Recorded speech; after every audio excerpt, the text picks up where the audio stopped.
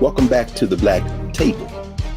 My name is Greg Carr, your host, and today we are going to have a conversation about the global pandemic and its impact and effect on education in general, and historically Black colleges and universities in particular, and also the impact on non-white students in the United States and beyond. And we're going to have it with three major master teachers at historically Black colleges and universities. And this will be an ongoing conversation with these scholars, these teachers, and our comrades at historically Black universities as part of our regular HBCU Educators Roundtable. So the global pandemic has really disrupted all of our institutions in one way or another. And education, which is the foundational institution upon which human society is built in so many ways, has not escaped. Many, like NYU Business School professor Scott Galloway, has said that COVID has simply accelerated trends in higher education. It hasn't just disrupted, it has accelerated, not only in higher education, but in K-12 education as well. So we thought that for our initial HBCU Master Teacher Roundtable, Educator Roundtable, we would invite three of the best in the business. So today we'll be having this conversation on COVID and its impact with Dr. Catherine Adams, who's an associate professor in the Department of African and African American Studies at Claflin University in Columbia, South Carolina.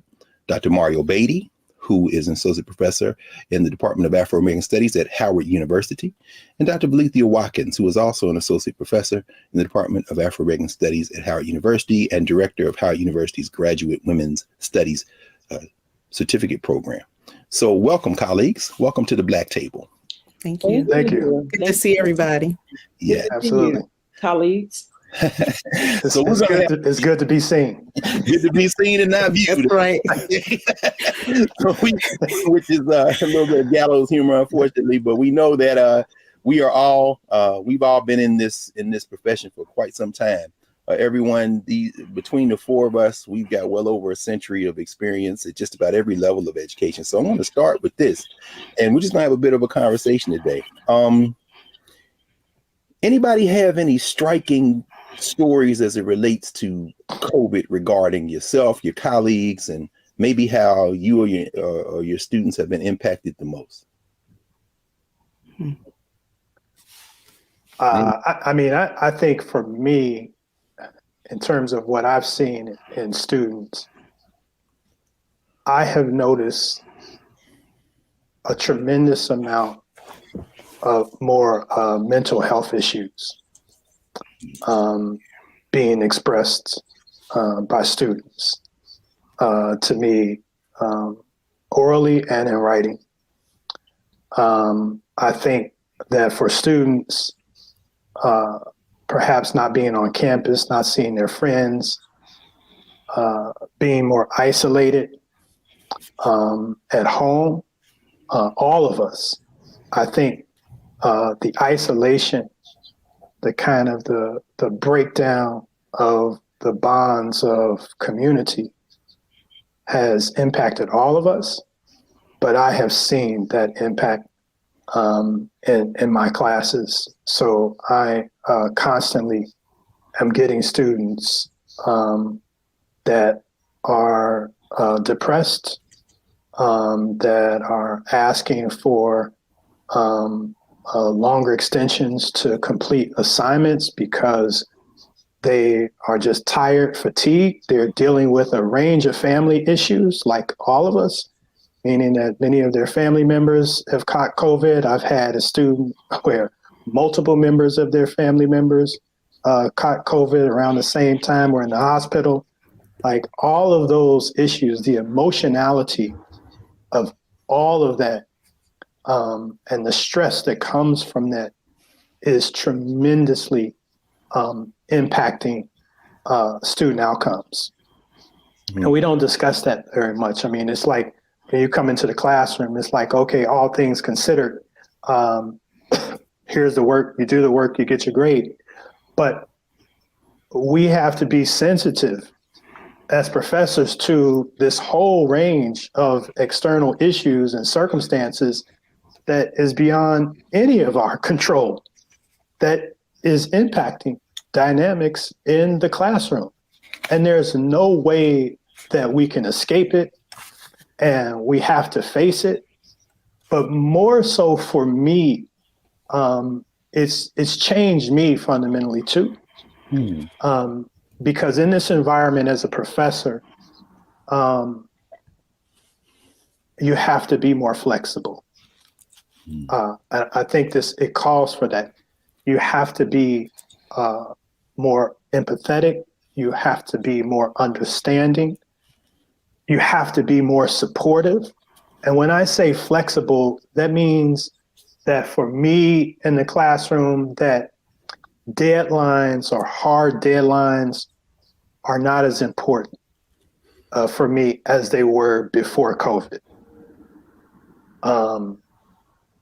And I tell students to reach out to me if they are having problems.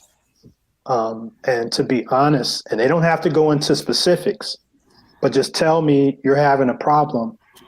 And 10 times out of 10, I am going to work with that student. Because that's the type of flexibility that we need in order to get us all through this moment. And I think that the focus should be on intellectual growth and development, and not so much punishment, for not meeting these strict deadlines because, COVID is raging outside. I mean, we can't pretend that this is impacting academic instruction in our institutions negatively. We just can't pretend that. And so I'm not going to. So I learned that lesson very quickly. And I think that served me well because students feel that. They feel the love and support that I have for them in this environment. And so I think off the top of my head, I would say the mental health challenges, the range of them have been the most telling aspect that I've seen from students in this environment. And I would add that, to put that in context, with Dr. Beatty, we've been his colleagues for many, many years.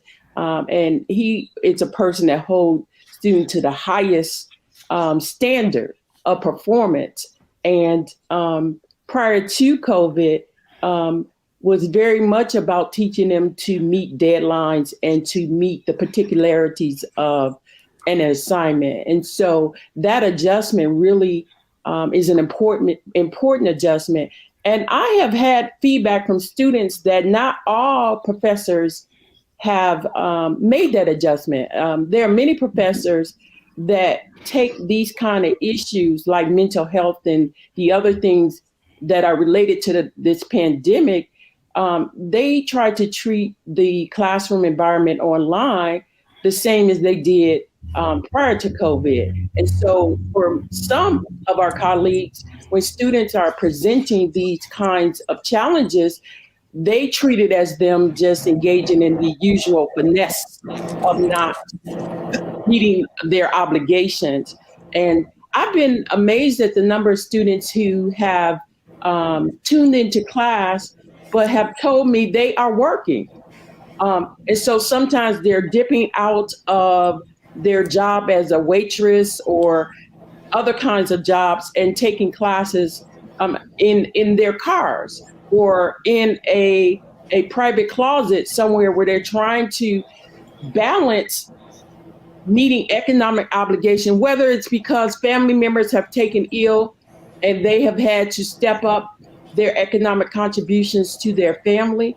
And I think certain people in economic positions in this society are so less sensitive to the majority of the people who are struggling or who struggled prior to the 1 or 2 times that people were given COVID relief from the government. People who are comfortable or who are in jobs where they don't have to go out and meet the public, unlike many people of color who were bus drivers or working at the grocery store or those kind of public-facing jobs, have not been as sensitive to the economic plight, the struggle that our students are facing, their families are facing, and many of them have been called upon to contribute to their families. So, but in addition to that, stepping down a step below the mental health issues, I really think people underestimate how much human to human interaction, how important that is. And the community bonds on a HBCU are really a major part of the experience because these campuses have always been under-resourced from the national government and state government. We've always had to make a way out of no way.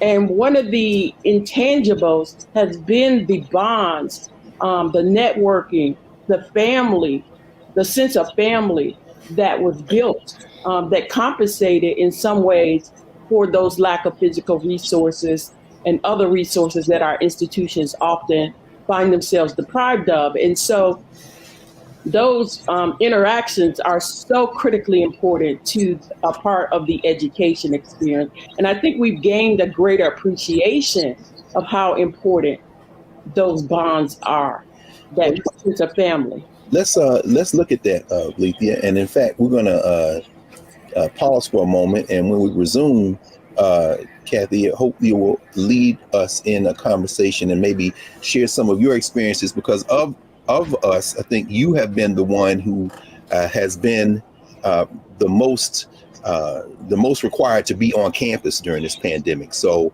we're going to take a pause, and when we come back, we're going to continue this conversation on in-person versus remote learning, students at HBCUs and our institutions, and we'll talk more about that and several related issues. Back in a moment.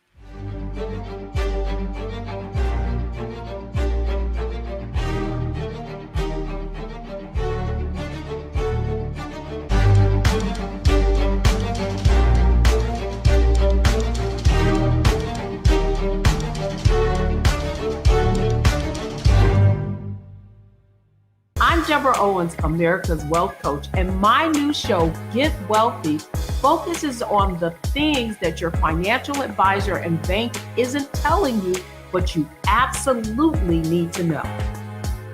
So watch Get Wealthy on the Black Star Network.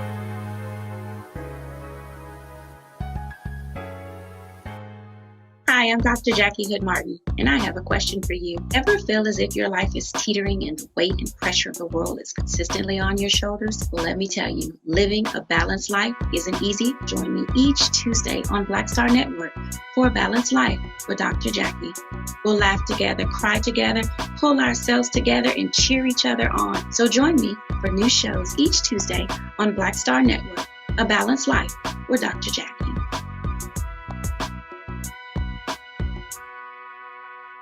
Pull up a chair, take your seat at the Black Table with me, Dr. Greg Carr, here on the Black Star Network.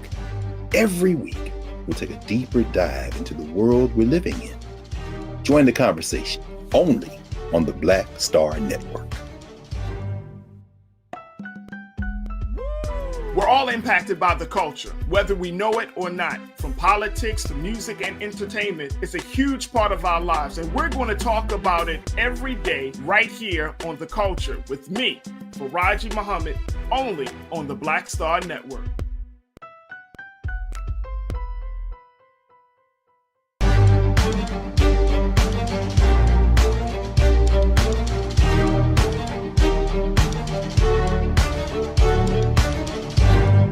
Welcome back to the Black Table on the Black Star Network. I'm Greg Carr here with our HBCU Master Teachers Roundtable, Mario Beatty, Lethea Watkins, and Catherine Adams, and we're talking about the impact of COVID in the current landscape of higher ed in general, HBCUs in particular, and K-12. When we left, Mario and Lethea had laid out many of the challenges facing our students and how it has adjusted our work as teachers and educators, particularly at Black colleges. Kathy, you have taught both above and below the Mason-Dixon line. You've taught outside the continental United States, University of the West Indies. Like the rest of us, we worked at public and private schools, historically white schools and historically Black schools. But your experience at Claflin, I think, distinguishes ours at Howard and so many of our colleagues, particularly at HBCUs. You've been in person for a great deal of this time back and forth. Could you help us kind of tease out some of the things that Mario and Lethea opened up with in terms of this, faces the challenges facing our students, and also the challenges facing us as teachers, and perhaps even some of the tensions that we have, because administrators don't always get the memo. They have other priorities. But let us know, because you've been literally in the classroom. Yeah, thank you. First of all, I want to co-sign on everything that that Mario and Valethia were stating, and certainly to talk about, even just today, we saw emails requesting or telling students about the increase in accommodations that they have to apply for those every semester, that those don't carry over from one semester to the next. And so those issues, the increase in accommodations, students certainly trying to get in education however they can, from their cars, from those closets, those small offices on their work site. And I think for me, I just wanted to also mention that this was the first time that I got a chance to see COVID on the screen. We had a kind of hybrid system. Initially, we were required to be in the classroom, and there were small numbers of students that were allowed back to campus at Claflin, particularly because Orangeburg is such a small city that it is easily overrun with COVID cases, and the infrastructure can't support the two major HBCUs that are in Orangeburg. And so I had some students that were on campus that were kind of sent home very quickly. And if they tested positive, without regard to what might be the best way to integrate them back into their homes and communities, that's been a concern. I've seen COVID on the screen for students who are still trying to not get lost in classes. And so they may have contracted COVID, and they'll come on with their cameras off. And then after class is over, those students will turn their cameras on so that I can see them. And it's been very disheartening to see young people experiencing those symptoms, and maybe just a little bit of fear behind their eyes in terms of what that means.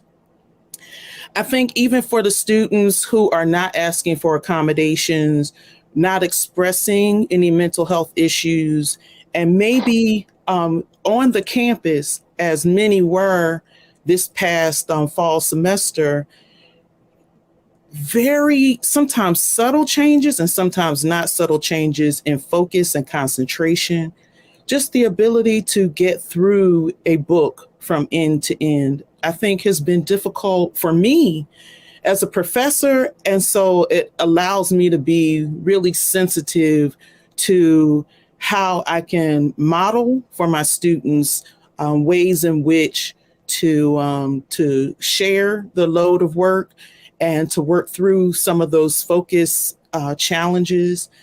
And I just wanted to say something. I'm glad, Greg, that you mentioned about those tensions, because there are two things that are of great concern to me. One is the way in which the campus, the HBCU on-campus experience is being curated during COVID. So there is this, like, we're going to have homecoming, we're going to have these activities. And in some ways, students wanting to connect are showing up to those events, but maybe we're not really focusing in on some of the intellectual capacities and ways in which we can be using that sense of community to help bolster what students can do to not only kind of survive through this moment, but also to build new capacities. And so is kind of curating a campus experience that it has very little mention of the intellectual work and how we can be flexible around those things. And then some of it is just kind of gotcha politics, like I refer to it as gotcha politics because it's like we make students prove beyond a shadow of a doubt that there's an issue that we need to provide an accommodation for. And then there are some students that are falling through the cracks in that, so that the student who doesn't have COVID, but may have had a parent or a grandparent pass from COVID. The student who may just be fearful of being in a classroom where we talk about spacing 3 feet, and that's the CDC guideline. But mentally, I've been in some of those classrooms where they say, well, we spaced the chairs out 3 feet apart. But when the bodies are in the seats, I can tell that I leave the classroom with just a slight headache. And I think in the background, my brain is looking at all of those bodies in the chairs. And sometimes they just look like this is not 3 feet. Yes. And so if I'm thinking that, I know the students are thinking that. And there are very few accommodations for the student that says, I want to be on campus. I want to be in a dormitory. I need that Wi-Fi, because a lot of students from Claflin are from rural communities. And it doesn't matter if you send them a hotspot, they may not have very good cell phone coverage. So a hotspot's not going to help them. Campus will help them. But being in the classroom, being forced into the classroom when we have technologies like they could access Zoom from their classroom and still have access to the resources, that we haven't quite caught up with a response that is allowing students to feel comfortable in asking for the myriad of things that they need, knowing that there'll be an affirmative response. That's interesting, Kat. I mean, and a little bit later on, we're going to talk about what we think our students and what the data is showing us students may or may not be losing in terms of their academic progress, their intellectual growth. And as you talk about it, Valethi, it reminds me, I mean, you've taught in the community colleges of Chicago, and we see that that our faculty colleagues K-12 in Chicago have said they're not going back in the classrooms until these kind of safety measures are introduced. And the mayor of Chicago has said they're engaging in a legal work stoppage action. But that having been said, how do we approach these very real questions of lack of technology, lack of access, and how do we connect that with, as a recent study, Fayetteville University polled students, and almost all of them, 90%, said they were worried or extremely worried about how COVID was impacting the institution. They're very worried. 60% of them said it may take 2-3 years for HBCUs to return to normal. But it sounds like even returning to what we were doing before COVID doesn't address the fact of what some of the things Kathy just raised in terms of the challenges, the very real challenges that existed pre-COVID in terms of this kind of bureaucratic process, not listening to educators, perhaps diminishing or lowering the attention on intellectual development. How do we address these issues that have been laid bare by COVID, like this question of the intellectual development of students, the concerns of students, not just the emotional anxiety, but the even process of teaching and learning, things that we all knew existed before COVID, but COVID has now just exposed it, and there's no place for it to hide.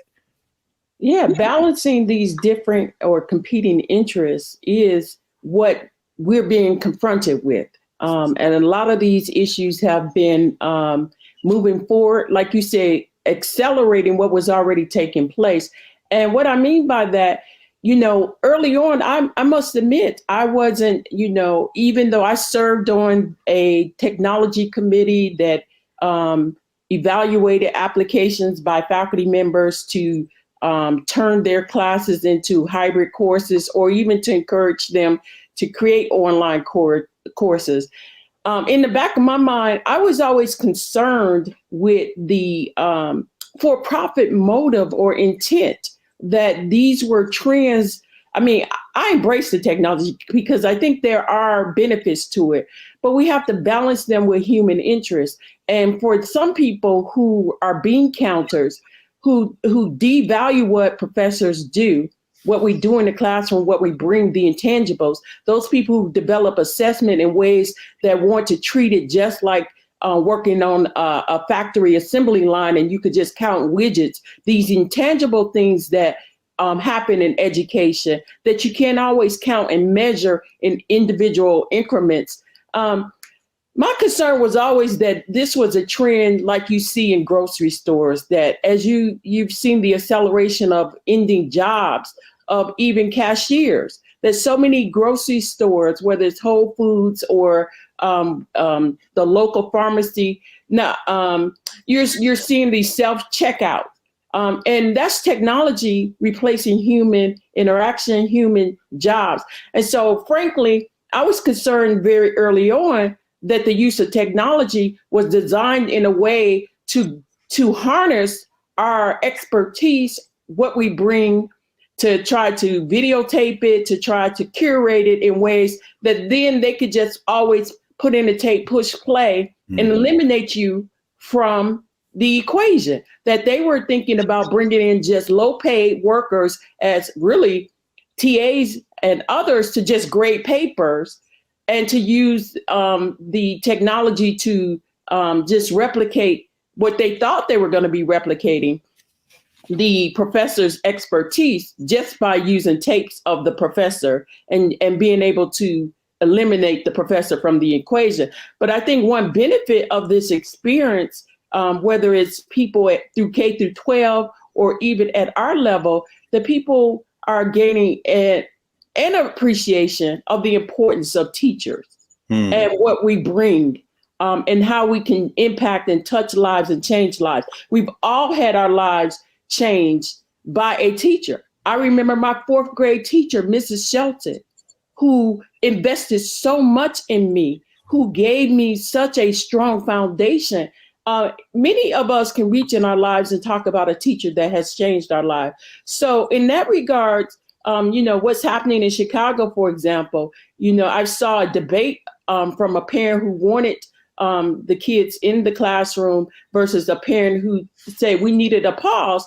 It's this conversation about education is not the center, although people talk about what they're doing in terms of education at the center. The reality is they're saying these parents cannot get back to work unless these kids are in the classroom. And so it becomes about keeping corporation and economics going as opposed to, are the children safe? We see an increase in young people having COVID. I'm talking about the K through 12 young people having COVID. I mean, why can't a model be created to, like the wealthy are doing, to have small pods? Their education of their children have not been disrupted by the pandemic. That's right. Well, it's the education of other people. In fact, that's a good place for us to take another pause. When we come back, we're going to talk about some of these disparities in academic growth, and from here on in, for the rest of the show, have an exchange and a conversation about how these disparities exist and what we've been doing to try to address some of these things. So again, you're with our HBCU Educators Roundtable. This is the Black Table. I'm Greg Carr. Back in a minute.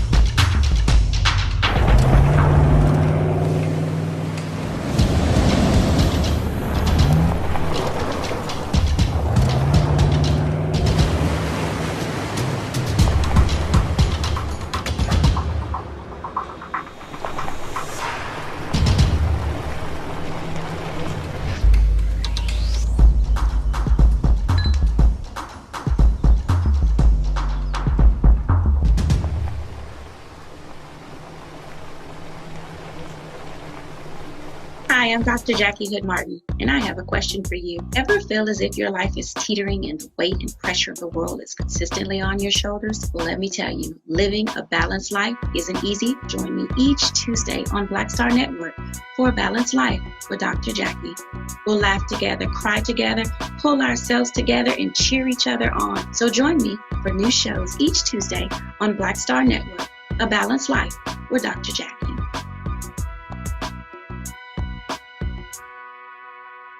Folks, Black Star Network is here. Oh, no punches! I'm real revolutionary right now. Support this man, Black Media. He makes sure that our stories are told. Thank you for being the voice of Black America, Roland. Stay black. I love y'all. All momentum we have now, we have to keep this going. The video looks phenomenal. See, this difference between Black Star Network and Black-owned media and something like CNN. You can't be Black-owned media and be scared. It's time to be smart. Bring your eyeballs home. You dig?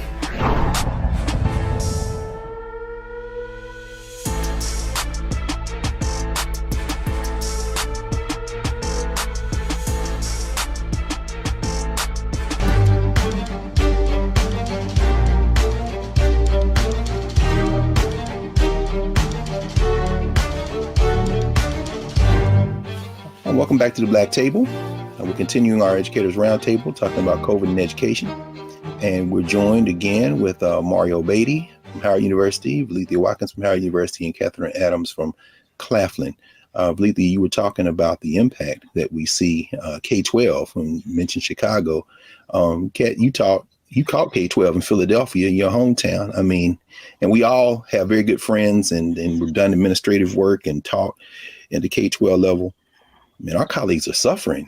I mean, the students aren't just the only ones. Anybody have any thoughts about that? Absolutely. I mean, just to pick up on, what Valethia was saying and, what's going on in Chicago, there are the issues of these economic considerations that are being pit against health and safety considerations.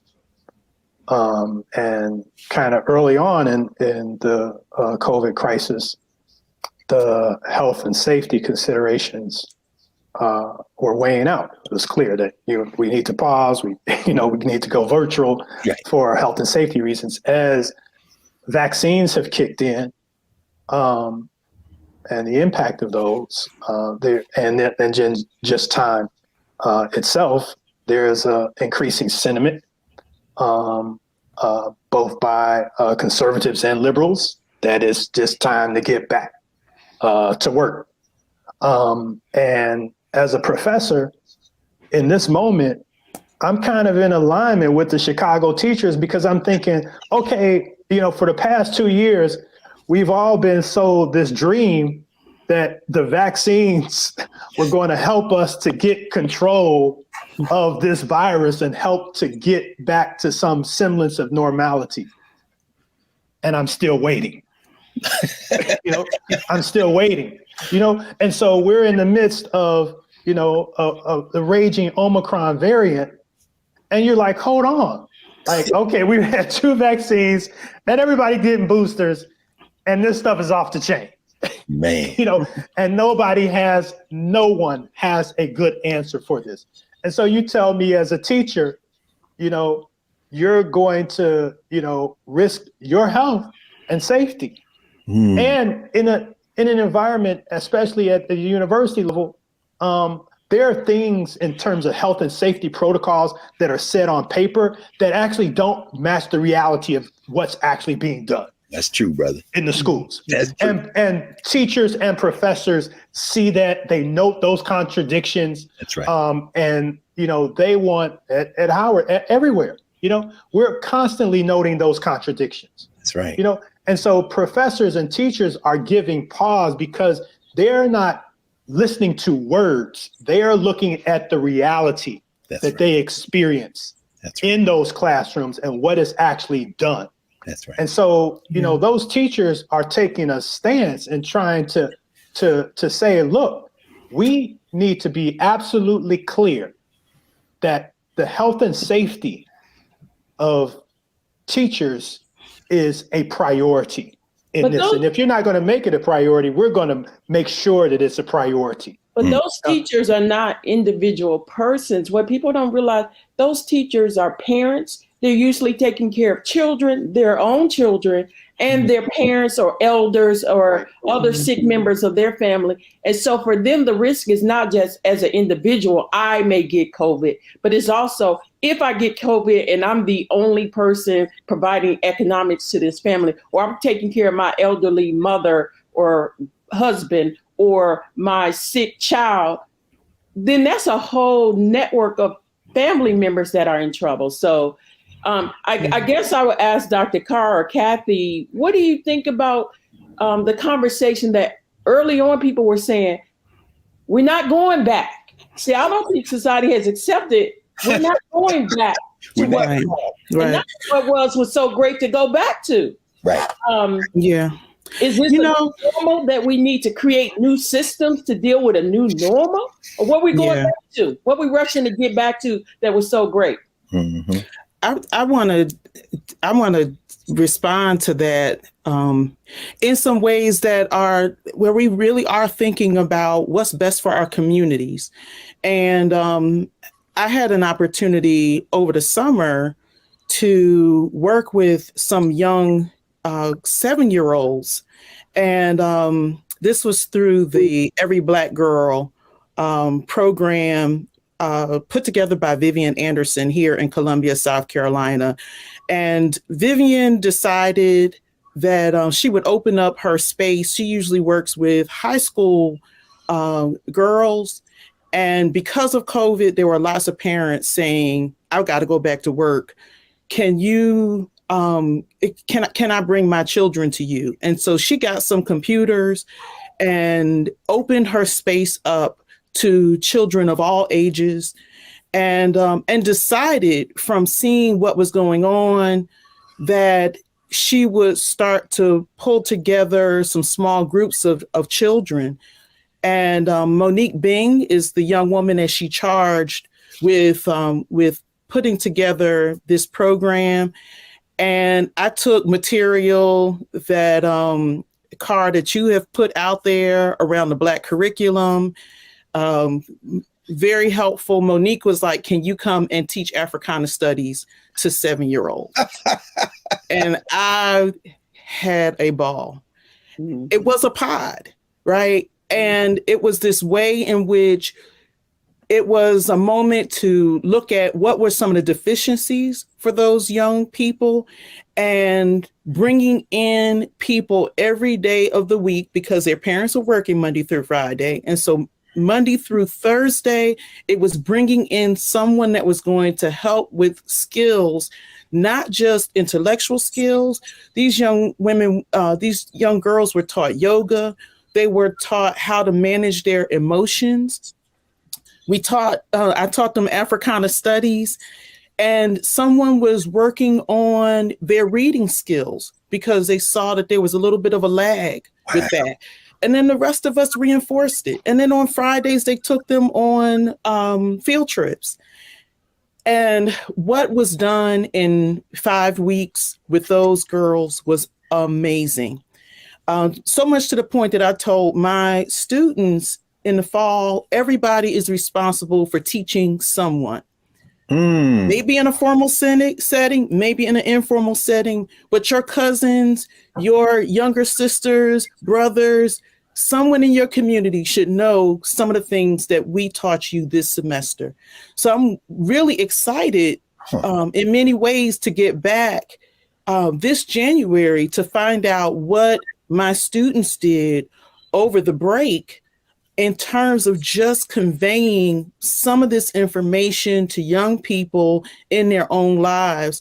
Because I think that in the same way that, I think Valethia was right. And how can we support places in our community that can provide some spaces that would alleviate some of that pressure for teachers, that would alleviate some of that pressure for parents? And how will we fund those projects? How can we pour in to those kinds of spaces with all the things that we've ever done in teaching Black studies in our communities over time.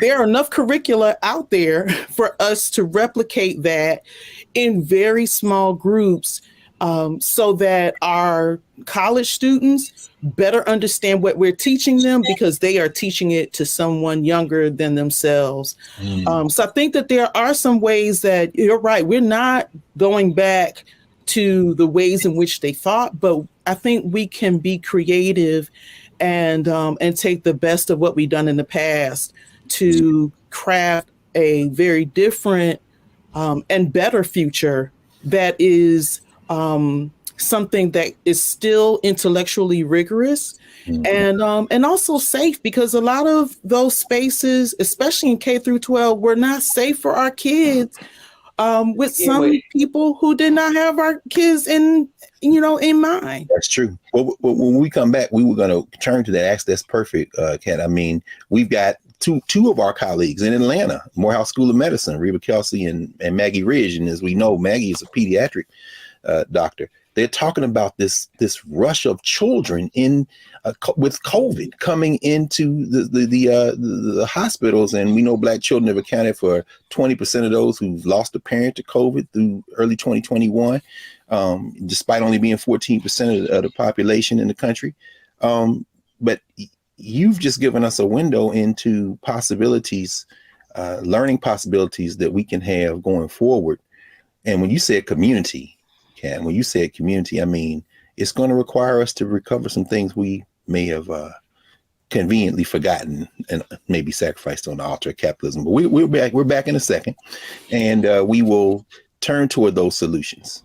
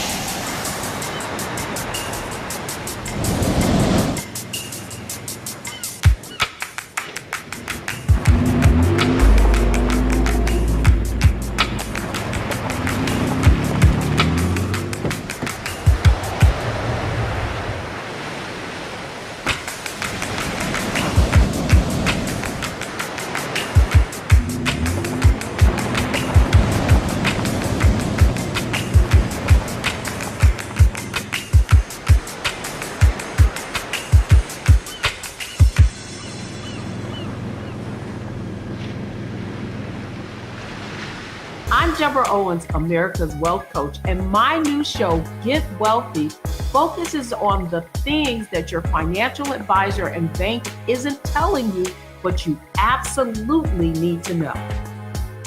So watch Get Wealthy on the Black Star Network.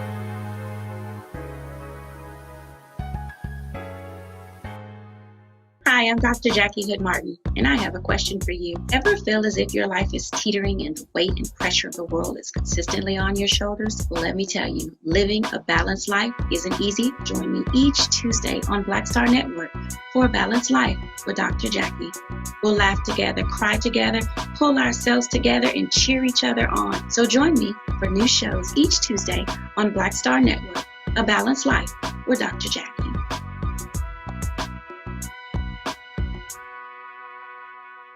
It's time to be smart. Roland Martin's doing this every day. Oh, no punches! Thank you, Roland Martin, for always giving voice to the issues. Look for Roland Martin in the whirlwind, to quote Marcus Garvey again. The video looks phenomenal, so I'm really excited to see it on my big screen. Support this man, Black Media. He makes sure that our stories are told. See, this difference between Black Star Network and Black-owned media and something like CNN. I got to defer to the brilliance of Dr. Carr and to the brilliance of the Black Star Network. I am rolling with Roland all the way. Honored to be on a show that you own. A black man owns the show. Folks, Black Star Network is here. I'm real revolutionary right now. Roland was amazing on that.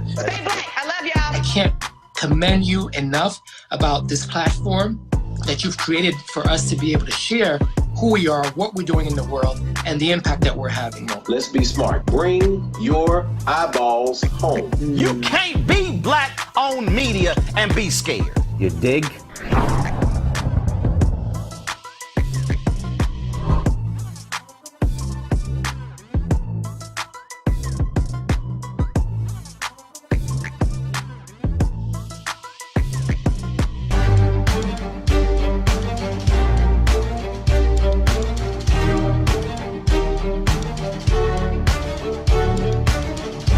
Back at the Black Table with our HBCU Educators Roundtable, Lethea Watkins, Mario Beatty, and Catherine Adams. And when we paused for a second, Dr. Adams was introducing to us one of the innovations that has come during COVID there in South Carolina based on her years as a master teacher and educator, curriculum developer.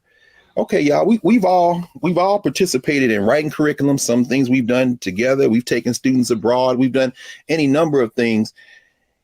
In knowing you all and listening to how you've approached these challenges over the last couple of years, what are some of the, for lack of a better term, positives in terms of things we can maybe recover, retool, remember, and apply? You just gave us one incredible example there with what you all are doing with these young people, and particularly the young girls.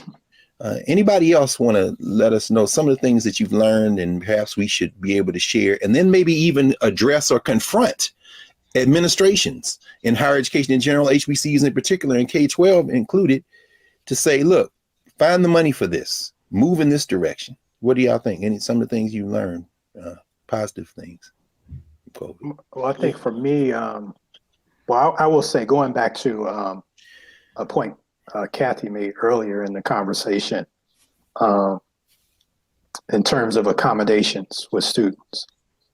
And this goes to the spirit of a professor. And that means, of course, when you hear accommodations, that means the students go through usually some entity like student services on campus. They submit their issues, and then student services communicates with the professors, and the professors then use that documentation to provide students with some type of extension, timeline, kind of special accommodations to complete work. Well, the common sense of the professor needs to kick in and to override.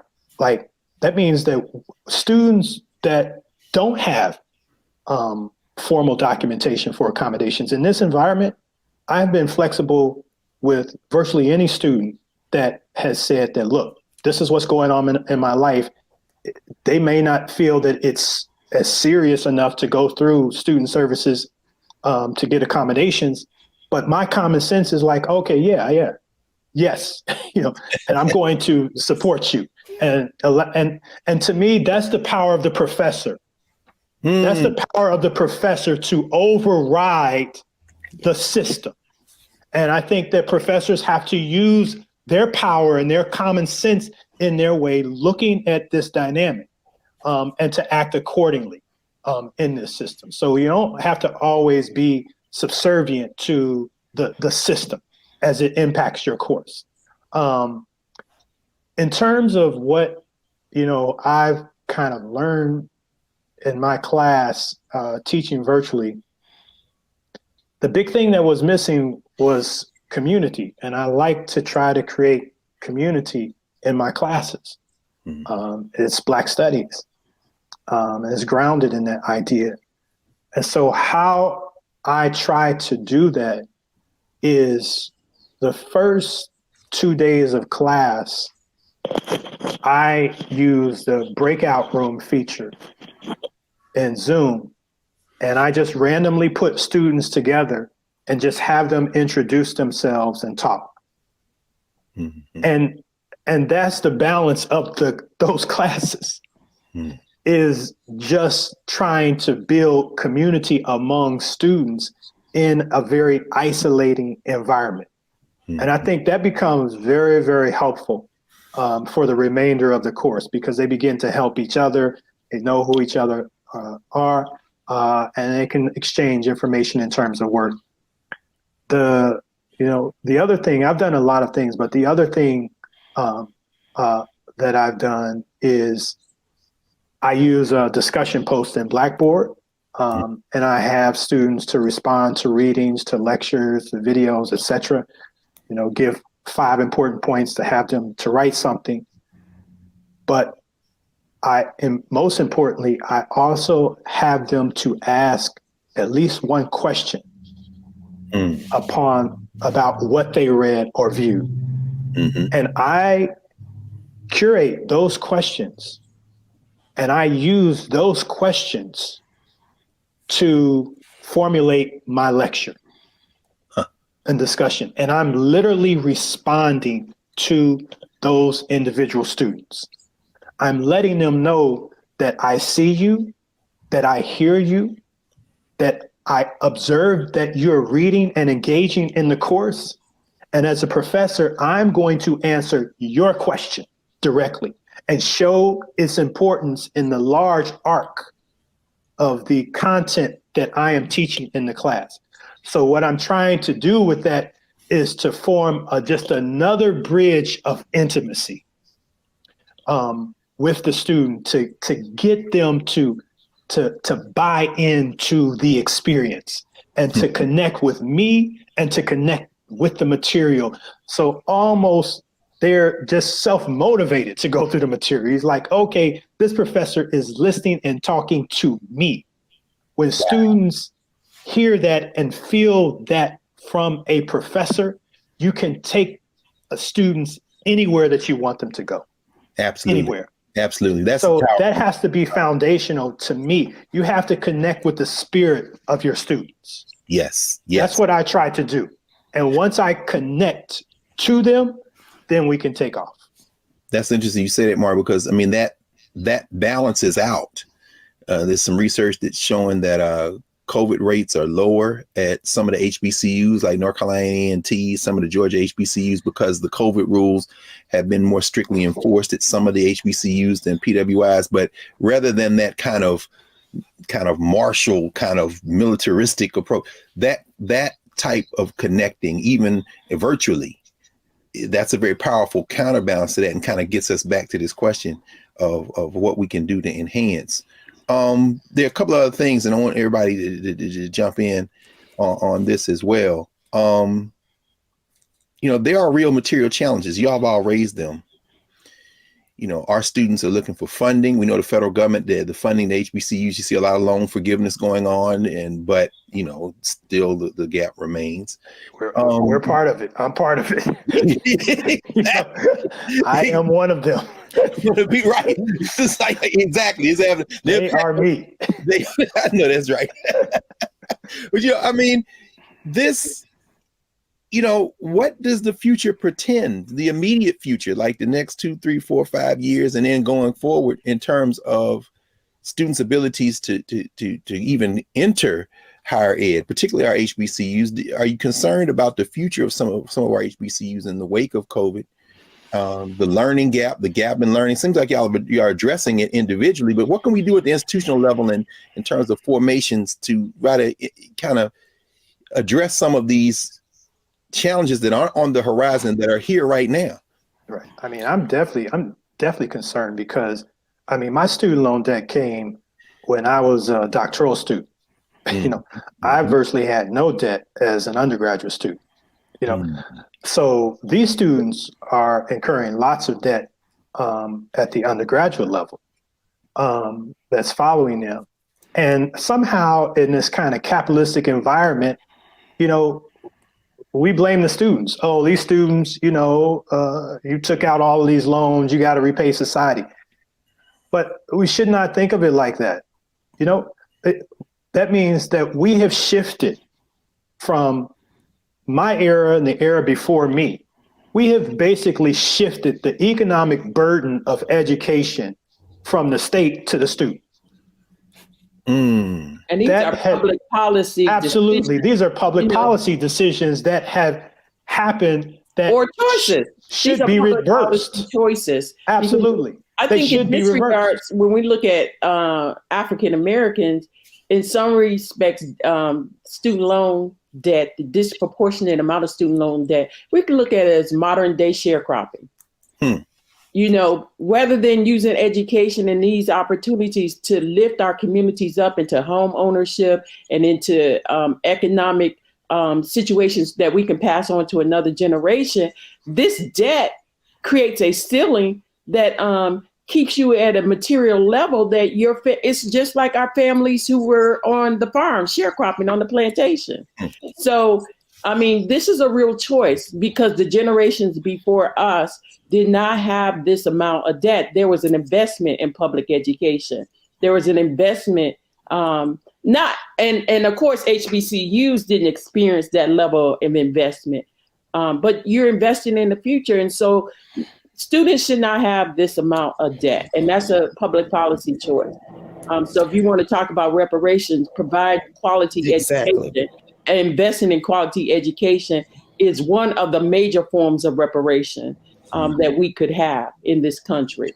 Yeah, and getting rid of that debt shouldn't be linked in this kind of neoliberal kind of fashion to looking at what students study, or want to study. This kind of Obama-esque, kind of approach that HBCUs and HBCU presidents railed against, when he was in office. And certainly I didn't support one bit.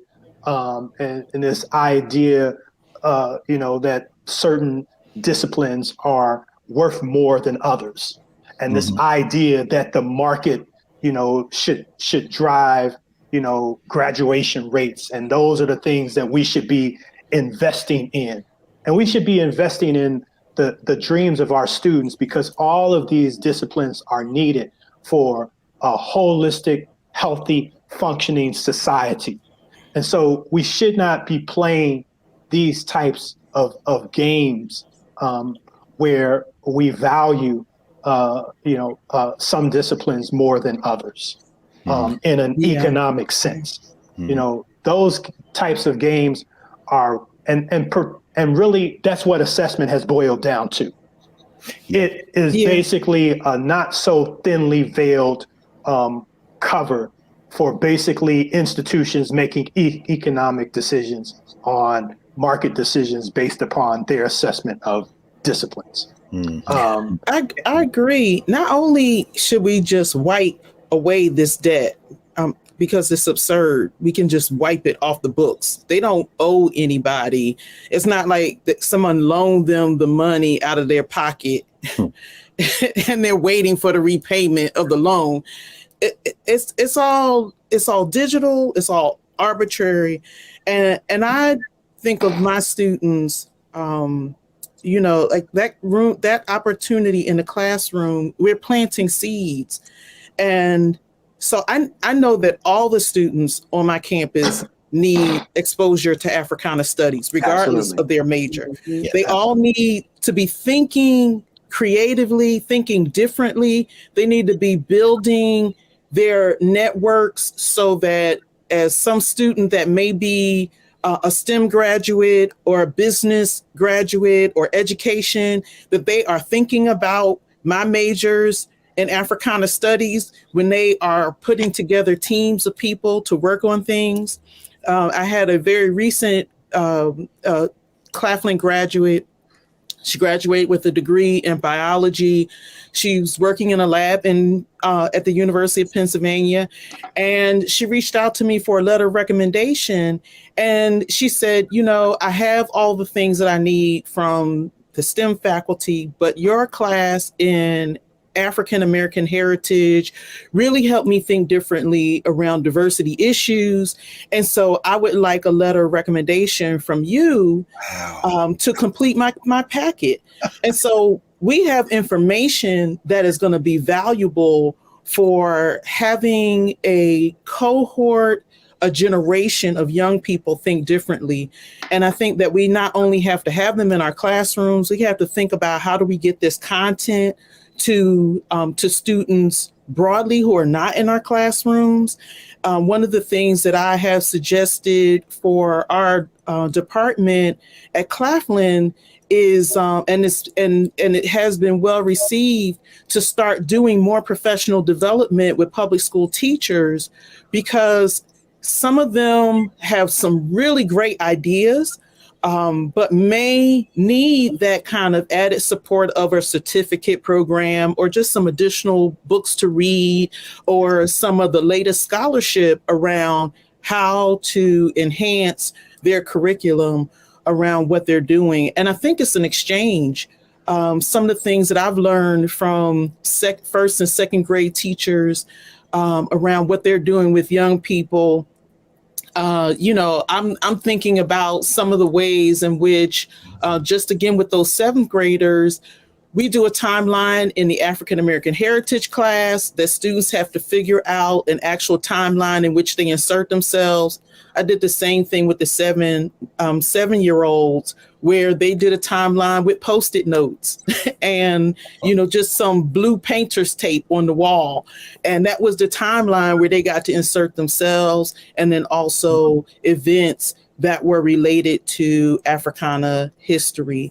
And so I think that we really do have an opportunity to be imaginative, to be creative, and maybe to do what we've always done, which is to do it on fewer resources than other things. But I think at the same time, we should be demanding a redistribution of resources, because we see through this pandemic that there is money there. Yes, absolutely.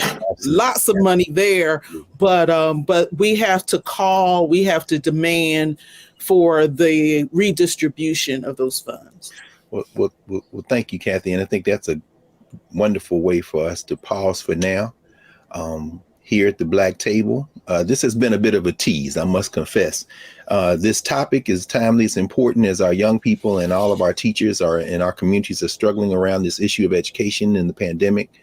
But I say it's a tease because this is just the opening conversation of many more to come, not only with Drs. Beatty, Adams, and Watkins, but with many more of our colleagues, because we often are reminded by one of our colleagues, Jules Harrell at Howard University, that a university and education in general is really the students and the teachers, and everybody else is there to support that learning enterprise. And so you've gotten a peek at the HBCU teachers, the HBCU Master Teachers Roundtable that will be a regular feature here at the Black Table. So thank you, Dr. Watkins. Thank you, Dr. Beatty. Thank you, Dr. Adams, for helping us with this inaugural conversation. And we'll join up again soon to continue on another topic. Thank you, everybody. Thank you. Thank you. All right.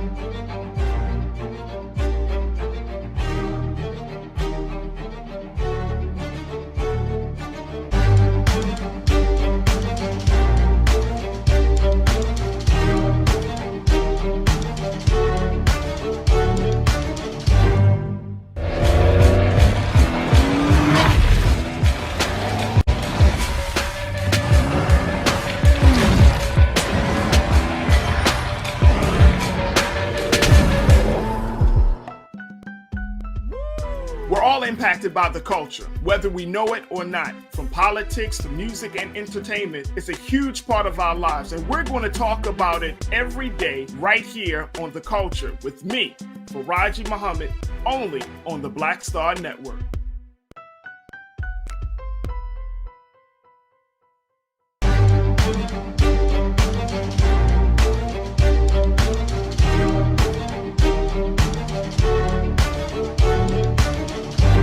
I'll clear the table this way. We usually end our time together with a clearing the table comment.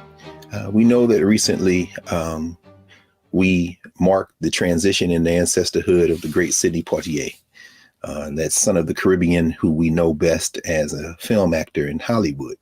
One of the films he made was a film called To Sir with Love. To Sir with Love, the story of a teacher, a Black teacher in England, teaching East End students, poor working class white students, who fell in love not only with his mind, but with his commitment to their learning.